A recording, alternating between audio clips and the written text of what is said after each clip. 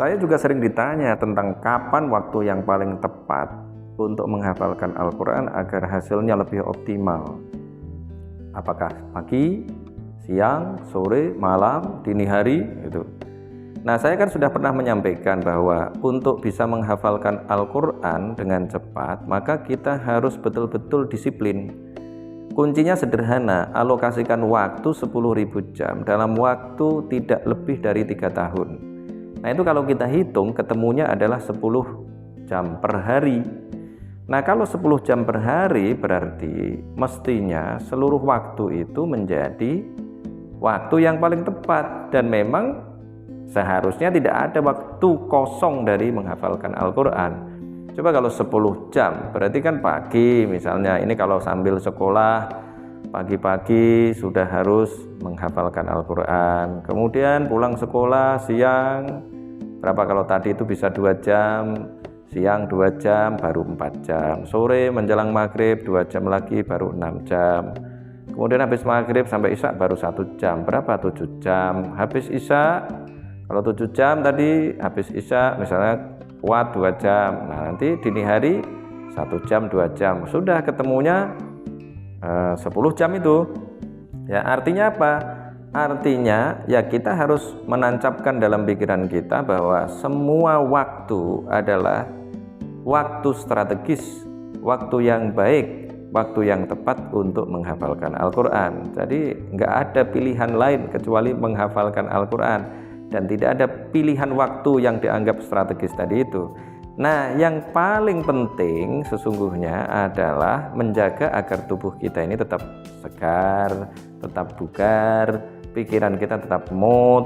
Nah, kalau pikiran kita mood, ya, badan kita segar, maka kita akan memanfaatkan waktu kapanpun, ya, pagi, siang, sore, malam, dini hari untuk menghafalkan Al-Quran, dan itu kita bisa nikmati. Tapi kalau badan kita sakit, badan kita tidak fit, ya, mau bangun badan sakit, apalagi kalau tidak mood. Kalau tidak mood, ya nggak bisa. Maka yang harus menjadi prasyarat awal adalah kita betul-betul sudah betul-betul siap secara mental, itu nomor 1. Kemudian yang kedua adalah siap secara fisik. Nah, kalau sudah begitu, maka kita akan mudah menghafalkan Al-Quran. Nah, soal di mana sekarang? Di mana tempat yang tepat, ya? Tempat apa yang paling tepat untuk kita menghafalkan Al-Quran itu juga sama. Nah, kalau itu tergantung, ya, tergantung orangnya. Kan ada orang yang suka tempat yang sepi, ada pula orang yang suka tempat yang ramai. Kalau belajar dulu itu ada orang yang bisa menerima atau bisa nyantol apa yang dibaca itu masuk ke dalam pikirannya apabila berada di dalam tempat yang sepi, ada di tempat yang sepi. Nah, tapi ada juga orang yang kalau mau baca buku justru malah menghidupkan musik pakai earphone.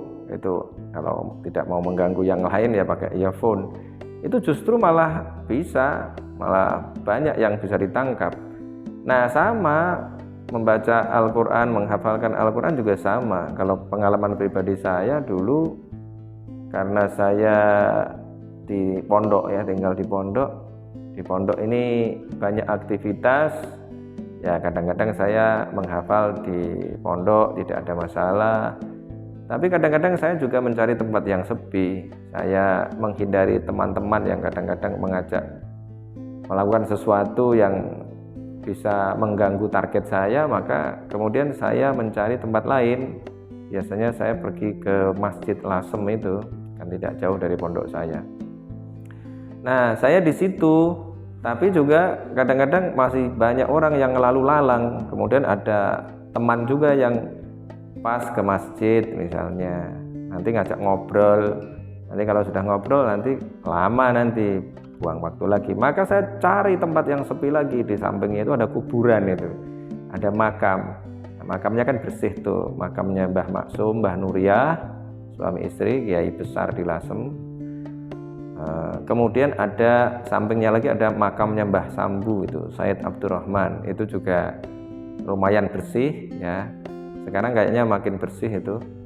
Nah, itu saya gunakan untuk menghafalkan Al-Quran. Di situ saya bisa betul-betul terbebas dari teman-teman, terbebas dari orang-orang yang kenal saya, yang datang ke situ biasanya orang-orang jauh, sehingga saya tidak terganggu. Nah, dengan begitu saya bisa fokus di situ, bisa duduk sejam 2 jam. Itu kalau sudah hafal, target sudah terlampaui, baru saya kembali. Nah, biasanya agar tadi hafalan betul-betul bisa kita rapal kapanpun dan dimanapun, maka hafalan itu betul-betul harus melekat, istilahnya itu malakah. Ini ternyata melekat itu bahasa Arab, ternyata harus betul-betul melekat di dalam pikiran kita sampai bisa kita rapal, seolah-olah otak kita itu ada di atas bibir, sehingga tadi pulang dari masjid sambil jalan itu bisa sambil murojaah, sambil mengulang yang tadi kita hafalkan. Nah, pada saatnya juga kita kan harus melakukan aktivitas-aktivitas yang padat. Pada saat saya kuliah harus mengerjakan tugas-tugas kuliah, pada saat itu juga harus menjalani aktivitas berorganisasi. Setelah lulus kuliah harus kerjanya ya menyita waktu. Kemudian ini kalau sekarang berarti harus ngurusi anak, harus mengajar, harus bekerja dan lain sebagainya. Maka harus memanfaatkan waktu yang seoptimal mungkin. Jangan sampai ada sedikit pun waktu yang terbuang. Misalnya saya sekarang ngajak para santri ini untuk simaan di jalan. Misalnya kalau saya melakukan perjalanan dari Semarang ke Rembang ke Planet Nuvo, dari Monas Institute ke Planet Nuvo, biasanya saya menginfo kepada para santri siapa yang siap simaan di jalan. Nah, dengan begitu kan yang biasanya waktu di jalan ini nganggur, kita nganggur di jalan cuma duduk aja. Nah, kita bisa memanfaatkannya dengan baik, dengan tanpa ada yang terbuang sedikit pun. Bahkan ketika kita nyopir, ya bisa kita manfaatkan juga. Kalau saya nyopir, biasanya saya manfaatkan untuk simaan, saya yang disimak. Nah, di kursi samping sopir ada yang menyimak. Nanti gantian, kalau saya sudah ngantuk, sudah membahayakan perjalanan, nah gantian saya yang menyimak. Kalau tidak benar-benar tidur, ya saya yang menyimak. Nanti ada santri yang bisa nyopir, yang sambil disimak. Itu begitu. Jadi dengan cara itulah waktu kita itu akan betul-betul tidak ada yang terbuang.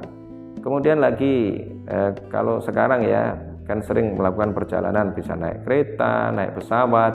Itu kan juga begitu. Tidak mungkin kan kita datang ke bandara persis pada saat mau terbang, kan nggak bisa. Pasti ada masa tunggunya itu. Masa tunggunya bisa sejam, bisa 2 jam. Nah, 2 jam itu kalau kita gunakan untuk murojaah minimal sudah dapat 4 juz itu.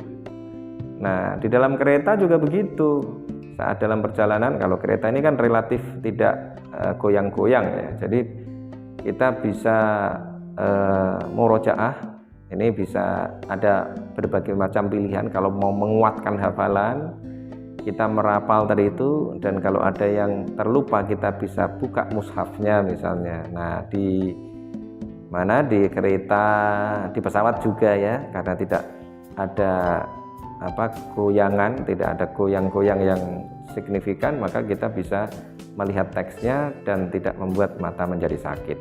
Nah, ini adalah jawaban saya ya, kapan dan di mana Al-Quran sebaiknya dihafalkan, atau kapan dan di mana waktu dan tempat yang strategis untuk menghafalkan Al-Quran. Jadi kalau sudah betul-betul bertekad untuk menghafalkan Al-Quran, ya tidak ada mana yang lebih tepat, mana yang lebih strategis, nggak ada. Semuanya, semua waktu adalah waktu yang sangat strategis untuk menghafalkan Al-Quran. Semua tempat juga adalah tempat yang strategis untuk menghafalkan Al-Quran. Tentu saja tempat yang tidak dilarang untuk membaca Al-Quran.